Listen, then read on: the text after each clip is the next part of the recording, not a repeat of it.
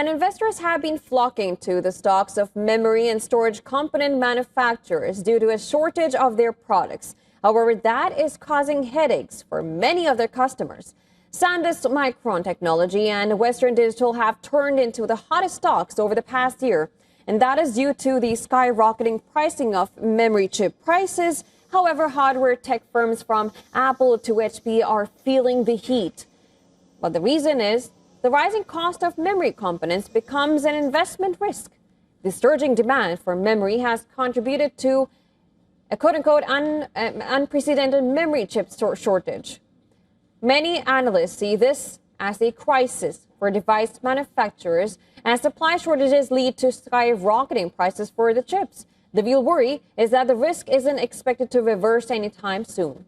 Now, referring to tech hardware firms, Rob Thummel, senior portfolio manager at Tortoise Capital, said, and I'm quoting, "They're in a tough position. They basically have only two options." He adds they can take a hit to margins, which the market won't like, or they can raise prices to offset the higher memory costs, running the risk of hurting demand. Now, Apple shares rose just 8.6% in 2025, their worst performance since 2022. The stock is down 4.2% to start this year.